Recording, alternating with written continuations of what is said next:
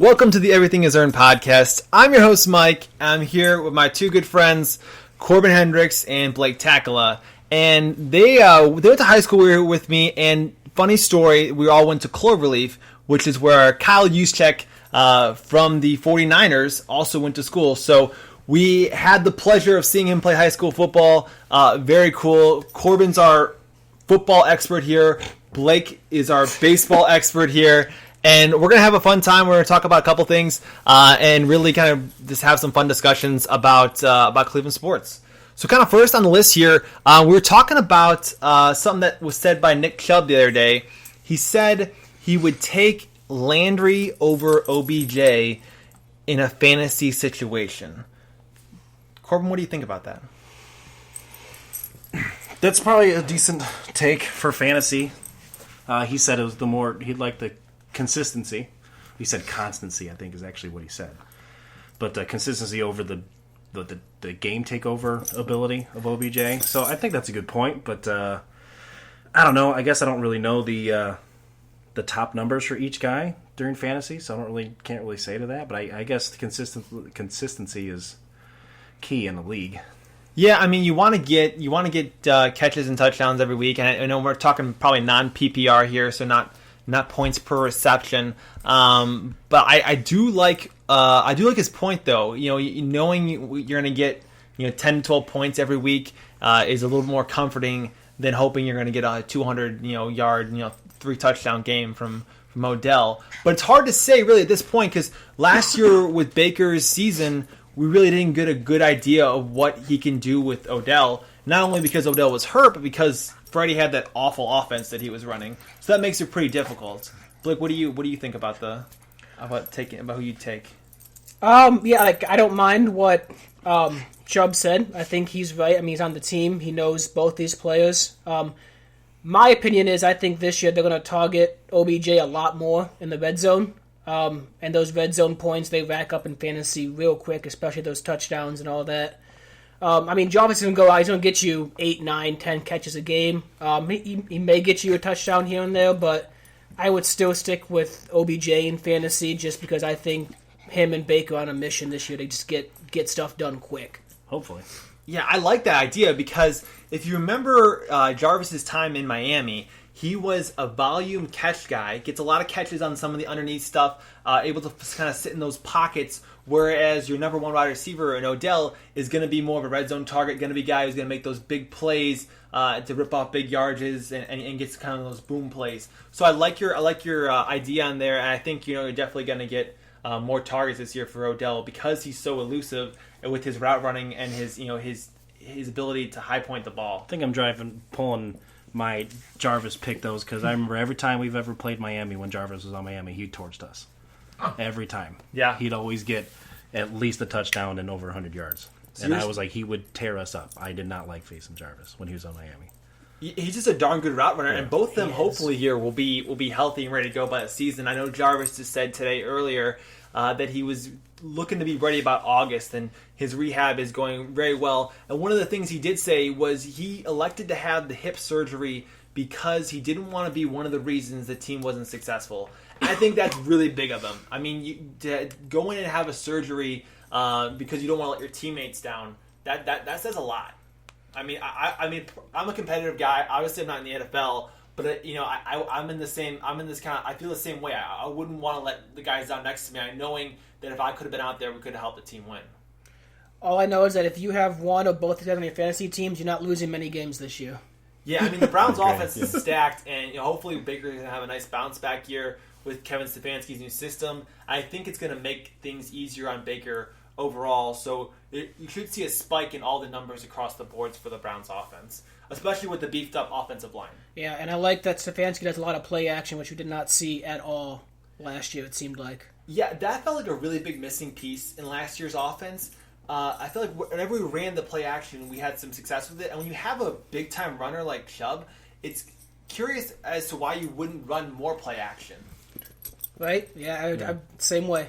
I mean, your run should set up the pass. I mean, Corbin, you're the football expert here. Well, that's how it goes. I mean, that's how you break down the D line and get them tired, and that's how you bring in the linebackers, so that way the passing game opens up. But you would think You would think with Chubb, he missed the rushing title by how many yards? 20 yards or something like that? Yeah, it was really close. It's because Derrick Henry had a huge, huge last game. Plus, we didn't run him. Freddie Kitchens didn't run him like he should in the last game either. But I think the play action is key, and I think when you have a system that'll allow that to come to fruition more, I think it'll be more successful for the running backs and the receivers. Yeah, and I keep saying, you look at a guy like Kirk Cousins, who Stefanski had the last few years here, and what he was able to do with Cousins, and the spike in production that he's had, and making him a quarterback that's going to take the right kind of risks in an offense like that. And I think that system is built like that. It doesn't force you into taking these overly risky throws. And it's been proven with how many interceptions Cousins had the last few years. I mean, under double digits. Mm-hmm. Big time improvements from where he was in the Redskins. And I think that Cousins is a top tier quarterback in the league right now. So hopefully Baker can can be brought up to that level. I think Baker has more natural talent than Cousins does. Yeah. So if he can be what Cousins is, I'd be very happy with that. And I think with the talent he has, he could even be better. So speaking of quarterbacks and this whole fantasy discussion, we were talking a little bit about the top fantasy quarterback you'd want to pick up in your league. Now, there's obviously some new players that were drafted this year. Joe Burrow is a big name, but who would you guys take? All quarterbacks on the board. Who are you going to go after as your fantasy quarterback this year? In the upcoming season. Definitely not taking Philip Rivers. I think that's a horrible pick. Whoever decides to do that should just forfeit their fantasy season for sure. Is that because of his diminishing arm strength? He's getting older. He's in a new system, new team. Do everything. Yeah, I mean, I think they might be successful as a team. I don't think he'll put up the numbers that he used to. Yeah, and I don't think he's at that point in his career where he's going to be a top fantasy prospect. Like if anyone would draft him and have the thought of drafting him, it would be as if they were saying maybe the Colts will do decent, and so his numbers should be decent if they're winning. I think that might be the only point you can make on that. Getting strong vibes here, Corbin. You want to draft Philip Rivers? No, that's a really bad strong idea. Philip Rivers vibes over here. I feel like the father in you is really connecting with his fatherhood, and that's really what's happening here. Is that you're seeing yourself in Philip Rivers? Therefore, that's why you're believing in him more. Yeah, we wear the same rings, all of it. Yeah, I think the who I would target as I try to think out of the box on this. I mean, you can go with the obvious ones like Lamar Jackson and Patrick Mahomes. I don't think Tom Brady is going to be as productive as everyone thinks he is just because he's older. I mean, he's got Gronk back, but I mean he's thrives in the dink and dunk passes. But I like Kyler Murray. I think he could have a good year, and I think our guy Baker could be I'd say top 10 fantasy QB if it all plays out like we hope it does. Yeah, well, I mean, when it comes to fantasy quarterbacks, it's always tough. I know people like Lamar and Mahomes who are more mobile quarterbacks. They always kind of scare me in fantasy because you never know what happens with mobile quarterbacks. One bad turn, one bad hit, and they're done. Although that could happen for many quarterbacks. But the one person I really like a lot, I think, is Russell Wilson. I think he is mobile a bit. The past couple of years seems to be more of a passer. He's got really good accuracy. He's got a good head coach, a good system in Seattle. They put up a lot of points normally. He doesn't seem to be rattled when they're down. He comes back. He's calm, cool, and collective, and I think he does really well in fantasy. Yeah, I like your point there with Russell Wilson because we were talking about earlier, when you have a team like Seattle, you look at them the first half of the season, you're like, they weren't that good. But you do not want to play Seattle second half of a season. And Russell Wilson just seems to be one of those guys that locks in and always keeps his team in the ball game, and he's always a threat down the stretch. And that's when you need to win fantasy games. Mm-hmm. Down the stretch, you got to get your fantasy wins late in the season to solidify your playoff spots, to get you in the right seeding so you can get a championship. Corbin, with your pick, Kyler Murray, I like that pick a lot too. I think with Hopkins, being new to Arizona, You're going to get a boost for him. You're going to add another player that can go and get open and make plays for him. And Kyler Murray, he's a guy that's also elusive and can get you some extra yards in the ground as well. So I think that's a really solid pick, and I am really looking forward to watching the Cardinals because I think Kyler is going to have a huge year, and with Hopkins, it's going to be a great match. See, the one thing that kind of scares me about Kyle Murray is growing up as a Lions fan, I always watched, the Stafford and Megatron connections, and, they would torch people in fantasy all year round. But when Stafford first came in the league, it seemed like he would forget Megatron on the team, and he wouldn't get targeted for like a half or 3/4. Hopefully, Murray understands that DeAndre Hopkins is, top 5 receiver, top 3 receiver, yeah, and he gets him the ball. Because I see a lot of Calvin Johnson in Hopkins. Yeah, Hopkins is just a special kind of talent. I think anytime you have a guy like that in your team, your quarterback's going to, obviously reap the benefits of it. That's why, for my particular pick, I'm going to go with my guy I always go with. I'm going to go with Matt Ryan. And Matt Ryan is a great pick here. And I'll tell you why Matt Ryan is a great pick here. Because Julio Jones is still the number 1 wide receiver in the league. That's an undisputed fact. He's the best receiver. And with the addition of Todd Gurley and they added a different tight end. They lost Hooper, but they got a tight end that's going to fit their system a little bit better. And they're really underrated team with Hooper. Hooper's gone, but I'm saying with Hurst, the connection of Julio and Ridley, and Matt Ryan is still an MVP type quarterback. Still won an MVP a few years back. And, this team's coming hungry. They had a really good end of the season last year after a really poor, 1-7 start. So they're coming in hungry. They're coming in rejuvenated here. And I think that Matt Ryan is going to want to prove something in that division, especially with Tom Brady being there. So the level of competition across that division is going to go up. So I think you're going to get a really big season out of Matt Ryan. So that's why I'd take Matt Ryan. But I would be hesitant not to take one of your guys if they're also on the board. I'd say all 3 of our quarterbacks, though, have danger of running into their division because you have a beefed-up division with the Falcons, and Kyler and Russell are in the same division. So Kyler, though, I think what your point was, he put up the 7th most fantasy points last year as a rookie, and Russell Wilson was in the top 10 as well. But, you add a DeAndre Hopkins, he also has a safety net in Larry Fitzgerald. And they got Kenyon Drake. And he's also more of a runner. He'll take off more than Russell will. Yeah. But I think, I guess I'm buying into the same Baker hype that we had after his rookie season because they put up very similar numbers in their rookie seasons.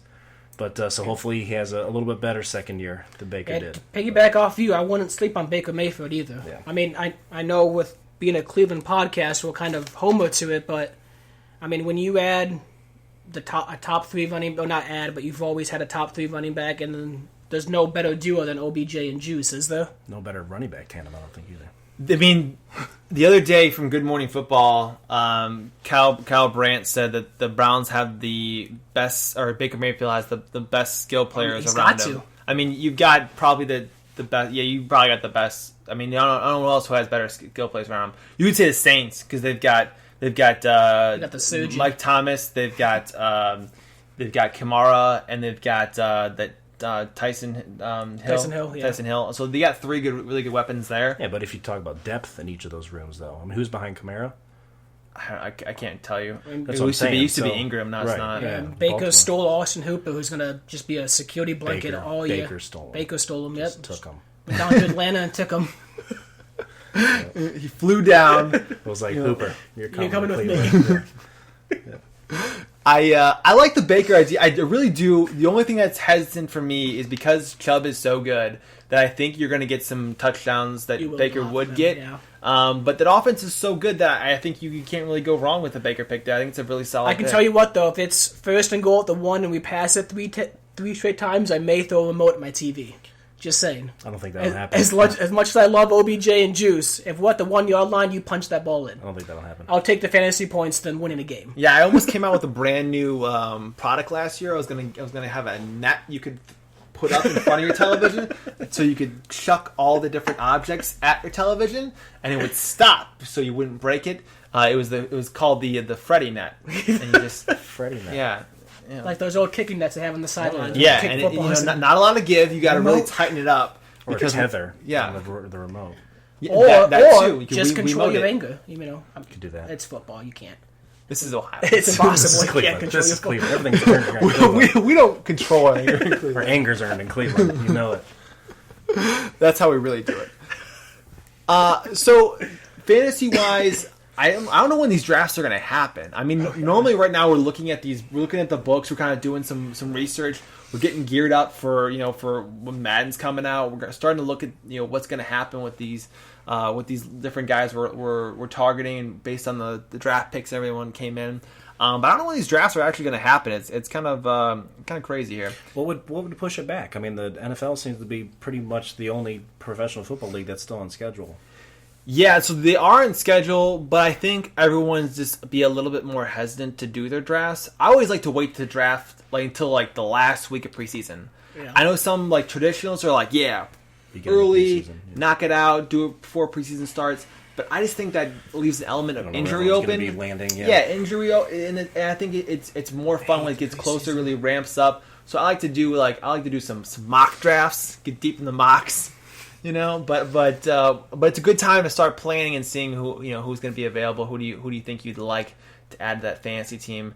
Give us something to do here while we're waiting for everything to get back to sports. Yeah, and if you're looking for a flex, don't sleep on Donovan Peoples-Jones either. Peoples-Jones as a flex. He's going to be out there. I'm telling you, he's going to do good this year.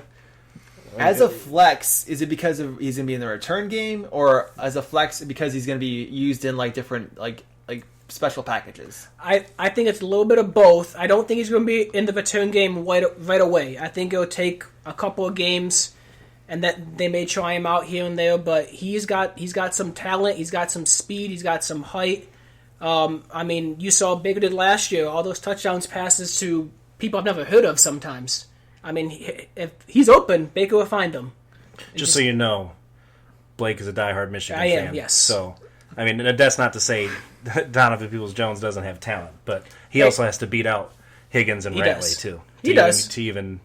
But when you walk out with Jarvis Landry, man, you got a chance to do anything, really. It's true. I mean, in his intangibles, you can't coach. So. Yeah. So you witnessed how bad Michigan's quarterback was last year and how underutilized Peoples-Jones was. Do you believe that Ohio State's coach, the guy Ryan Day? Ryan Day. No, former coach. Urban Meyer? Urban Meyer. Yeah. I'm sorry.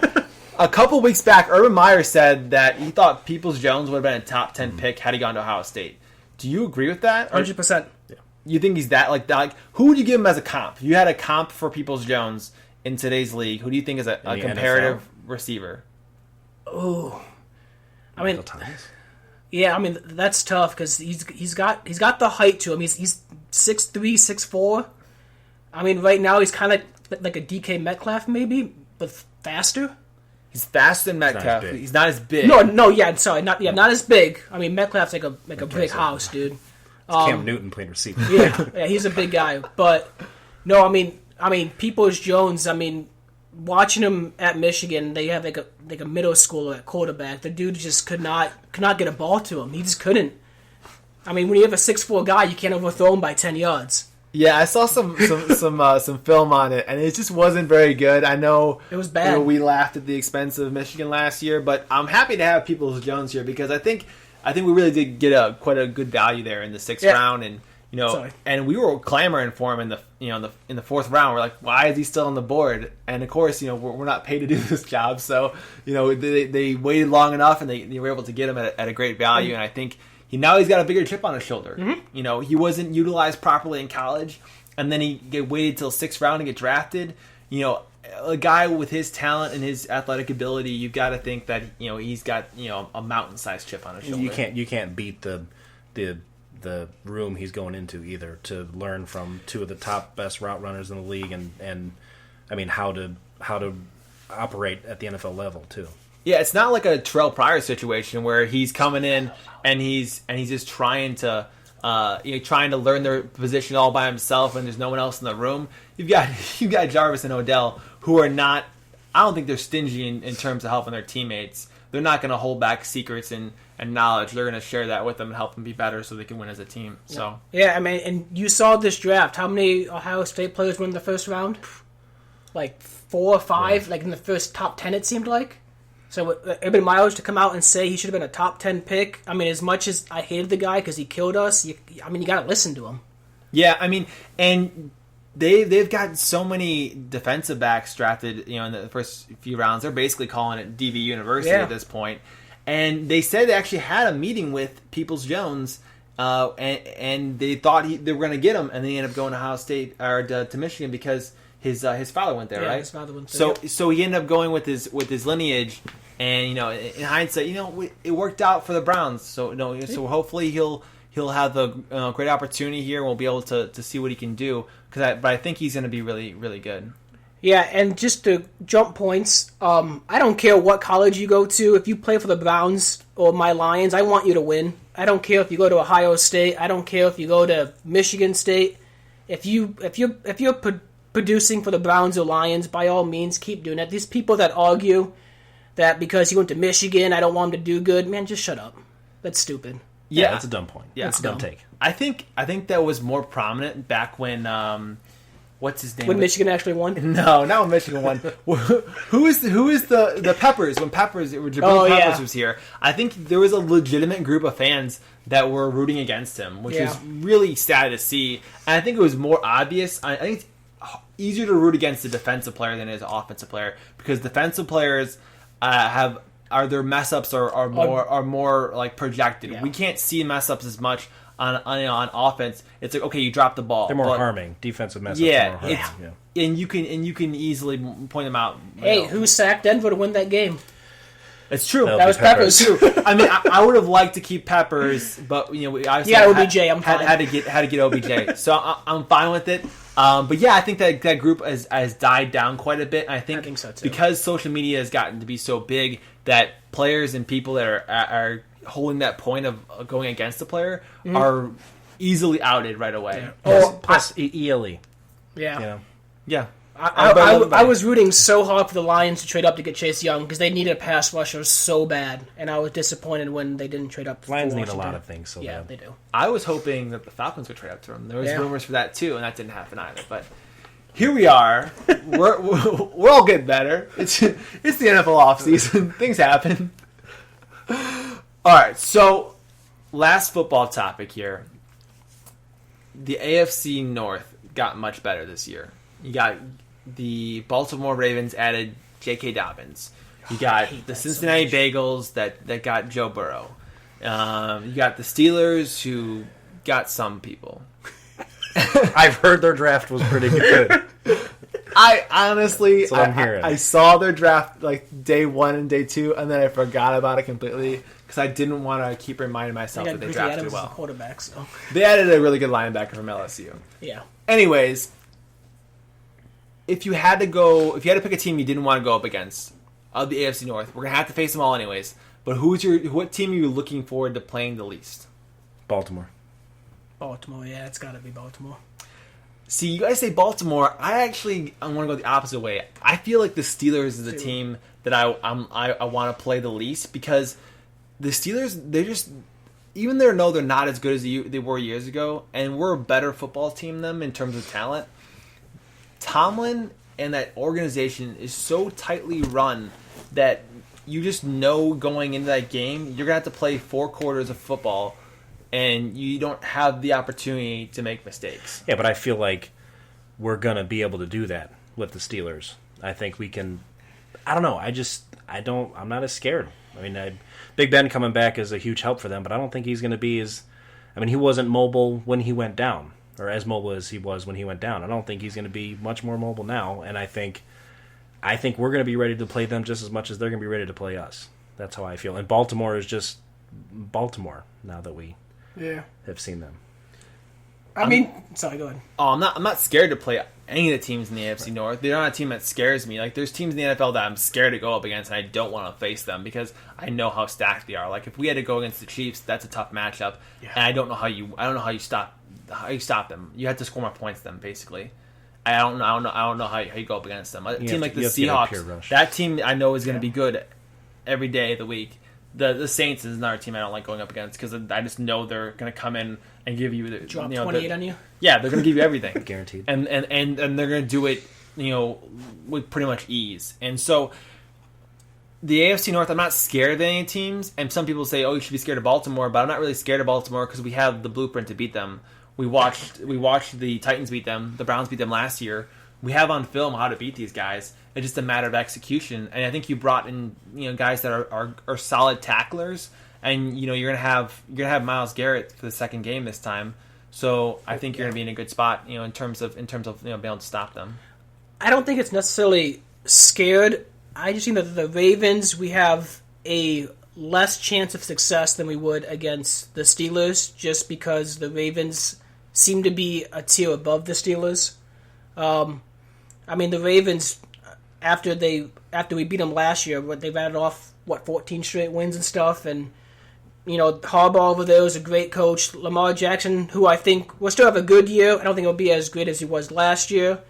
The Ravens' defense is always solid, as well as the Steelers, but it's basically do you want to play Lamar Jackson twice or Big Ben twice? I'd rather play Big Ben twice because he just is older and less mobile. And it's not that we're sleeping on Cincy. Yeah. Just for some reason, we don't think they exist. Well, here's the problem. Here's the problem with Cincinnati is, it's hard enough to transition into the NFL as a quarterback. And you might say, okay, Burrow had the best season in college football history. But you look at what you have to do to prepare for the NFL season. You're learning a brand new system. You're trying to build chemistry with your team. And right now, the mini camps are going on, and you're not going to get that. You're not. Remember when they drafted Baker, and they said early on he was having trouble getting the snap count right with the center, and they were fumbling snaps the first few days of mini camps. Like tiny things, man. Tiny things that'll set you off from being that elite level. And so Cincy, it's going to take them probably a better part of 3/4 of the year to get some chemistry going. And with a shortened offseason and not a offseason where you can build contact and build chemistry with receivers, because he's got that rookie receiver they just picked up. He has to build chemistry with that guy. You got to build chemistry with AJ Green. Yeah, I still think you got to give Cincy 3 years before they. And that's even if they draft well, because they have no defense whatsoever. Yeah, that defense is very thin. Then they need a lot of pieces. Yeah. But if you got AJ Green and I can't remember who the rookie is. I don't know remembering names today at all. They don't exist. Yeah, they got him high. He was like 35th pick or something like that.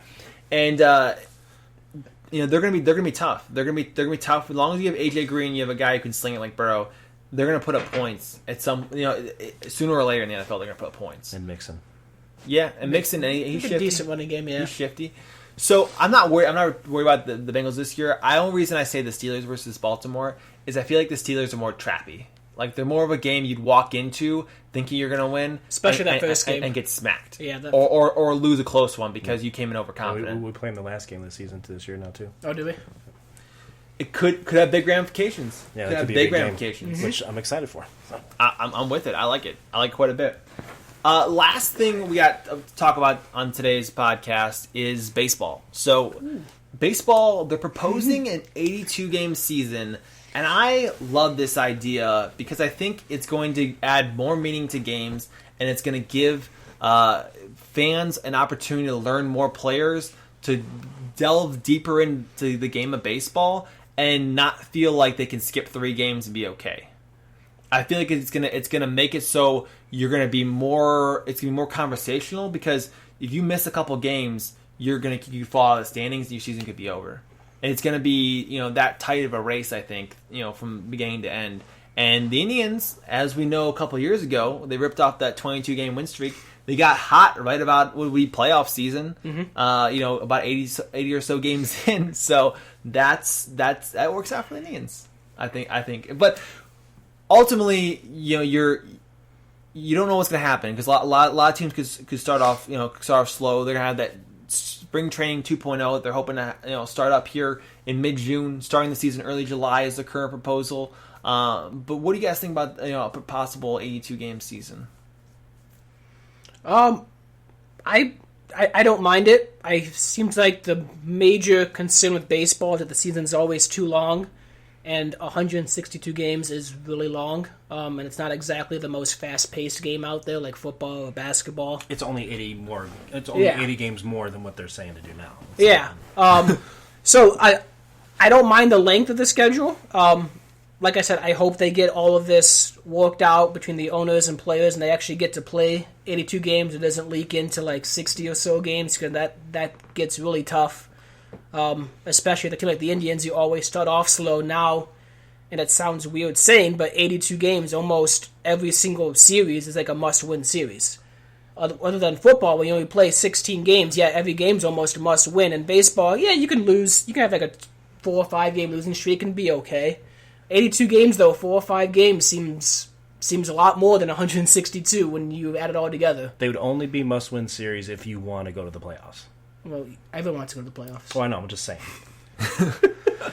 I like it. I think shorter baseball seasons is the key to make it more exciting. I know the baseball purists and the conservative baseball fans are clinging to that, and I get it. I get that it's you want to see baseball every day if you're a huge baseball fan. But for the people who just like sports and just want to see a good professional baseball game, I mean, I think less games is the way to go to draw more fans that way. For the Indians, we'll see.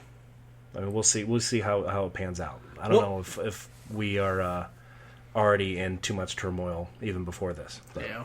Well, one of the things that hit the Indians last few years has been the injuries, and a shortened season would definitely, should aid you in that situation, allow you to rest more guys. Also have make a people stronger pitching rotation. Also help make people play through stuff that they normally wouldn't play through.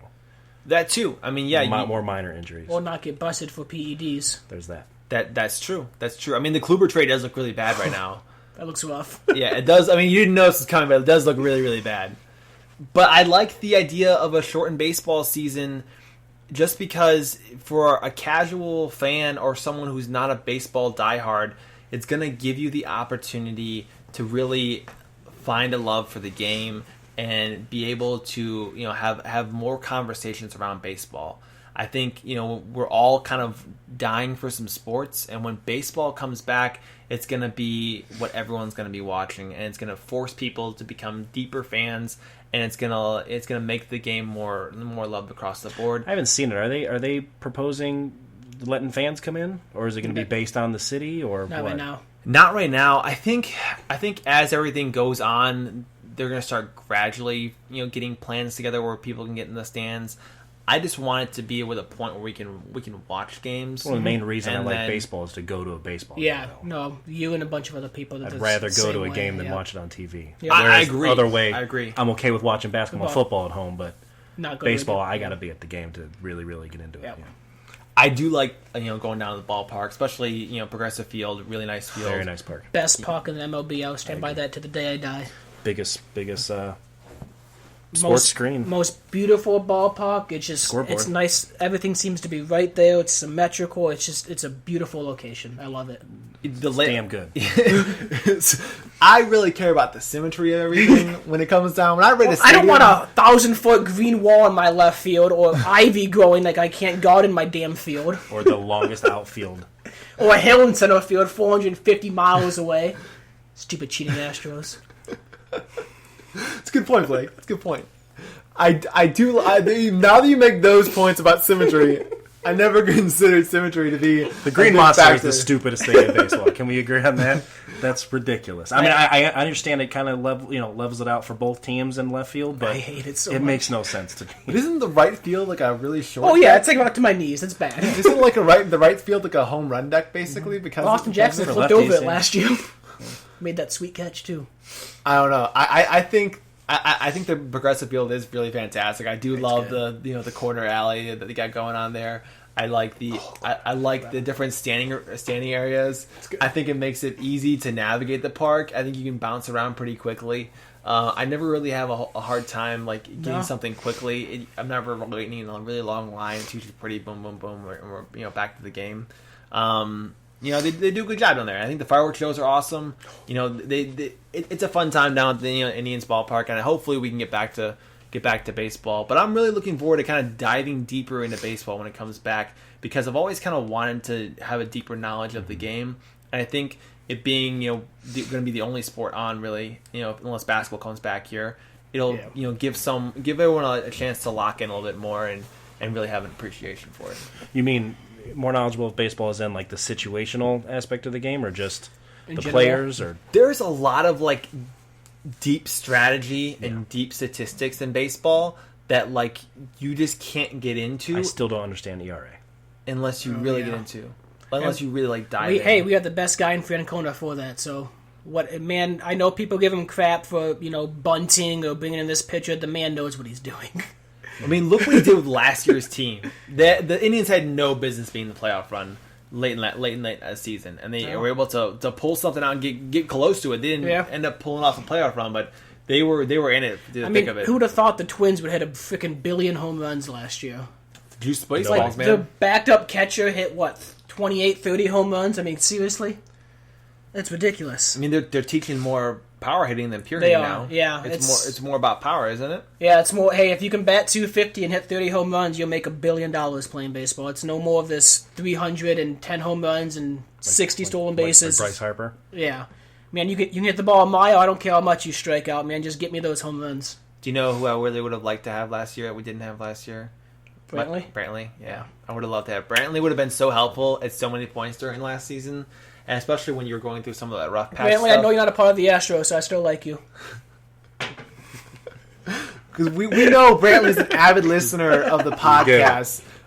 Definitely appreciate Blake letting him know and giving him that shout-outs. I got you. We also know as from previous episodes that Stefanski is also an avid listener, so definitely shout out to Stefanski and to into Brantley, friends of the show. No, obviously. I mean this whole thing may be a blessing in disguise for baseball.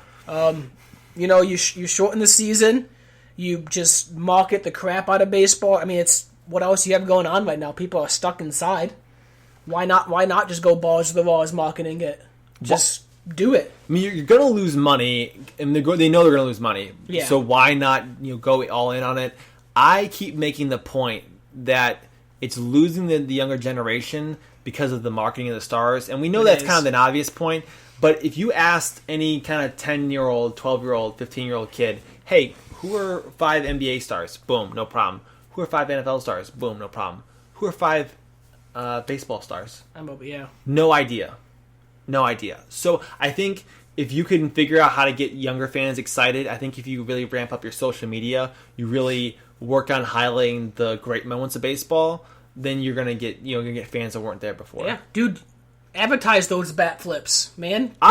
Put firecrackers in your shoes near the home run. I don't care, man. Just go for it. I love baseball bat flips, and I also love all the trash talk. I love when Trevor Bauer's at the mound and he's telling the batter what he's going to throw. And still strikes him out. That's fantastic. That's the best stuff. Or, I mean, it's not the best look for baseball, but Pujols got in some great little fights. Or what's his name? Batista. Batista got in some fun fights. I mean, there's some action in baseball that we don't get to see. Dude, if I hit a 450-foot home run off somebody, I am walking my home run trot. I am not jogging, man. I am going to enjoy the moment in the sun for as long as I can. Yeah, if you hit a bomb, I think you have every right to be a total jerk until next time you're up at the bat. There's the game etiquette, though. Yeah. No, I think that's the problem with baseball, though. When you see LeBron dunk on somebody, he's not like, that was good defense. Try there next time. He's out there like flexing on the dude, like he's yelling in the dude's face, and then he's showboating for the crowd on the way back to the other end to play defense. Like in the NFL, what happens at the end of a touchdown? Full team celebrations. Yeah. It's like NSYNC and Backstreet Boys. The NFL knows it. You know what the first thing that happens when a touchdown happens in the NFL? You get the touchdown highlight video on Twitter, Instagram, and Facebook in like 10 seconds, and then directly after you get whatever hilarious celebration was done. Well, now they tried to kibosh that too. They tried to make it no celebration or minimal celebration, and then that sucked, and then they brought it back, and now it's was it Bud Light does the best celly of the week or whatever. Yeah, on Twitter. It's hilarious, and people love the celebrations because people come up with really fun things. Like Could you remember they did the Michael Scarn dance last year from The Office? Yes. I mean, that's such a Do it for good the Vikings, right? It's such a good like celebration to do. There's some really fun, creative things that these guys are doing.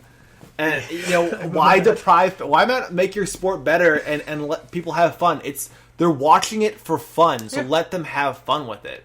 I mean, this might not be the greatest analogy, but in advertising, what is it? Sex sells, right? Well, in sports, celebration sells. Go on and celebrate, man. Yeah, celebration and drama, man. I love the drama. Yeah, competition sells. Yeah.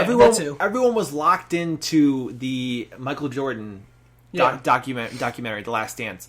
And you know why everyone was locked in? Not only because Michael Jordan's great, but there was drama from episode 1 to episode 10, and we found out all this crazy stuff that we had no idea was going on. But there was drama on the court too. There was people running each other over. It was aggressive, and it was drama filled, and there was trash talking, and it made the sport great. Yeah. I won't look at Pippen the same.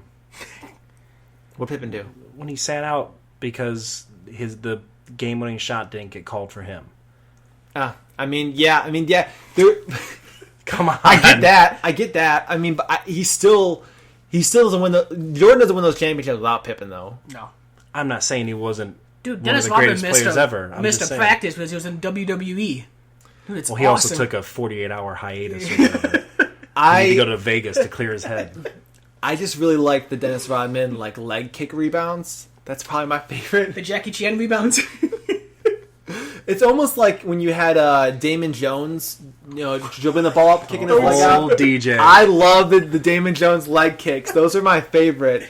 I do that sometimes at the rec center. People are like, what are you doing? I was like, you never watched Damon Jones? You sure you didn't have a bowl of soup in your hands when you did that? No, I wasn't souping it up.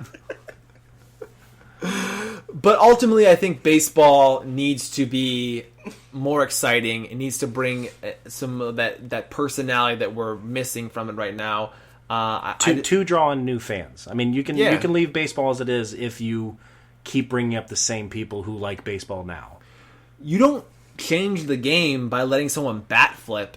That doesn't make a difference whether or not it was a strike or a ball, or the pitcher was throwing a pitch within X amount of seconds. That doesn't change the game. Someone bat flipping just makes it so the batter's pissed off, or the pitcher's pissed off. Yeah. Or the other team gets mad, or it fires up his team. There's different elements to like a celebration, and people react to things differently, and it adds a different aspect to the game. Well, what stinks about it too is baseball is an incredibly difficult sport to play, and the skills that these guys have are some skills that a lot of people can't have, even other professional sports players. I mean, their speed, their hand-eye quick, hand-eye coordination, their quick decision making, and their knowledge of the game to know when to throw to second, instead of first. I mean, it's just and that is not highlighted because you're right. I mean, things are not marketed the way they should be. I mean, if you also, I mean, they've tried to do some sports science stuff with baseball, but I think that is a big key too, to show the intricacies of baseball. I guarantee you, if you go and watch any kind of baseball highlights, the most highlights you're going to see, unfortunately, is when there's a bench clearing ball, when there's a guy that hits a 500-foot walk-off home run and flips his bat 14 times in the air. I mean, yeah, I know these old-school people absolutely hate it, and obviously don't want to see players getting hurt or getting beamed or anything like that, but you go and advertise that walk-off home run, man. People kind of want to see people getting beat. I mean, I am looking particularly forward to the amount of Astro players hit them all that will get beamed I'm okay this with year. that. I'm very excited to watch Bentley. the counters. So when we get the beam counters, as that goes up, I'm looking for that particular stat on a daily basis. I'm going to update that and make sure that everyone's fully aware of how many players keep getting hit on the Astros. It's in life and sports, just don't cheat. Don't cheat. Yeah, I think that we all collectively hate the Astros as sports fans, just like we all don't like the Patriots. It's baseball's. It's good. It's good for baseball in a way because it gives you a villain team. I mean, we always dislike the Red Sox and the Yankees, but the villain aspect of the Astros gives you something else to Astros look are going up to get to. the most views. I would love to see TV ratings for every single time the Astros are in town. That would be. I I think it's gonna be good for baseball, honestly, in the weirdest way possible. It might be. I didn't think about that. People love to hate teams, man. I think they do. Hatred is a strong emotion. I think about the teams that I've hated over the years. I think more recently I've hated the Warriors, obviously. Yeah. I've always hated the Steelers, but I think animosity towards the Steelers was a little higher last year, obviously, because of everything that had happened. Not really the Steelers. I think the fans, the Steelers fans. I never liked the Steelers fans, but. A couple, but yeah, Mason Rudolph. I don't think really it's the Steelers. I mean, because Tomlin, was still pretty classy with Kitchens, but I mean, yeah, he didn't like the way his guy was treated, but it was mostly just Rudolph. Yeah, I mean, I can see there. I never liked Big Ben though. Big Ben's always rubbed me the wrong way. Like, I can appreciate good quarterbacks on other teams that are really good. Like, I've always appreciated Tom Brady, even though, obviously don't like the Patriots. But I've never been like, man, like I don't like Tom Brady. He rubs me the wrong way. I think he's an easy guy to root for, even though you're rooting against the Patriots. It's odd. It's odd. I don't know, but I think the Astros gives you someone to root against, which is interesting because the Lions, not the Lions, the Tigers aren't really a team that the Indians can hate at this current time because they're just not good. I mean, really, the only one in the division that you're going to root against is the Twins. Who's that? Maybe the White Sox. Who's that guy they signed that mega deal for no reason? Miguel Cabrera back in the day? 10 years and Miguel Cabrera? He's I don't know how the guy's not in a walker and a cane right now, dude. He seems to play every other 3 games and. He's the only Triple Crown winner though in the last. Oh no, he was an animal when he was able to play. He's just the sport just took a toll on him. Big boy. Yeah. I mean, how many good years did they get out of that extension though? Not many. 4. Yeah. I mean, the Tigers, they went to the World Series with him and got smoked by the Giants, and I think the Cardinals too when they had him. That might have been before they had Miguel Cabrera because they had Verlander too. And then after that, it was just they had Verlander and Scherzer. Yeah, they had both of them, and they had such bad contracts. Rotation that they dumped. They had to dump Verlander. Well, they dumped Scherzer first, and then they dumped Verlander next season. A couple of years later. But it's like, I mean, that's what happens in baseball when you make rash decisions and you sign these players that are going to play into their 40s, and it's like, no, the baseball kind of performance drops off pretty quickly. Except Cologne. Oh, the big sexy man! That dude does everything right. Cologne's the man. Bartolo, not Colon. Roberto. Not that guy. Wrong guy. Bartolo Colon. I always loved that guy, man. He didn't play forever. Yeah, he's gonna play until he's in a casket. That's fantastic. Do you guys have any closing sports thoughts before we wrap this one up? That's you. Go ahead. Looking forward to the Cleveland sports scene. I'm excited that sports are coming back. Extremely excited for the Browns. I think I have to say more excited than last year. I think just because we will win more. That's a good point, Corbin. That's a great point. Blake, what about you? Got any hot takes? Any sports wrap ups? Yeah, I mean, kind of just going off what Corbin said, just getting back to, I guess, the quote unquote normal sports scene. I mean, everybody being cooped up inside, and I know Ohio right now is just starting to opening things up. Just hearing Tom Hamilton's voice again on TV, can't get enough of that guy. Hopefully everything goes smooth, and the Browns can start back up in the fall. Basketball. I have no idea what they're going to be doing with basketball right now. It just seems like it's a ticking clock to get things done. You're going to have Mickey Mouse do the tip-off. Yeah. It's going down to Disney. Disneyland or Las Vegas or wherever the heck they said they're going to go. But no, just getting back to, I guess, a sense of normalcy. I need that back because I'm losing my mind at home. I hear that, man. We need some sports. Sports is the ultimate pastime, is the ultimate conversation that we, I think a lot of us have. It's a great escape. It is. Yeah, and I think we're all missing that right now. So we definitely agree with you on that. One quick question for you, Blake. If you had to pick the best Michigan team right now in the state of any level of sports, who is it? The best Michigan post team? Yeah, because right or any level of sports. Because right now you're Your Michigan teams aren't that good. No, they're kind of rough. The whole state's having a hard time. Yeah, sport-wise, I mean, you can't. The Lions are in free fall. The Red Wings are in free fall. The Tigers are in free fall. I'd say the Buckeyes. I mean, they own Michigan right now, so might as well. I mean, even the college teams. Michigan State has all this scandaling stuff going on. Michigan's stuck in this 9-4 limbo with the football teams. So it should probably be the Pistons. College baseball, maybe. I mean, they made it to the College World Series last year. Michigan's struggling with sports right now. They're struggling with a lot of stuff right now, but sports. Yeah, you got some yahoos up there. Yeah, and not giving the state a good name. I do hope that Michigan does get better at sports. It's more fun to have a good opponent to play against On both sides. Just to be clear, Barrett was short on that fourth down, so Michigan should have won that game. Just go back and watch that replay. You'll see. He's short. How many wins does Harbaugh have? Oh, 0. Oh, okay. Should have been 1. I should have 1 win under that belt. Okay. But no, it didn't happen. It's all fun banter here with the Michigan and Ohio State talk. No one's going to take it too far. I hate all you. My closing thoughts is I believe that the NBA will be back. LeBron will win another championship. And we'll restart the conversation of the GOAT, because I don't believe an MJ propaganda series is ultimately the way that it should be decided. Wait till LeBron has his own documentary put out by Uninterrupted, his own media company, and see what happens. Wait till he retires. Yeah, it's going to be real interesting, because then he'll buy the Cavs, he'll own the Cavs, the Cavs will be back in glory, and that'll be the ultimate finger flip to Dan Gilbert.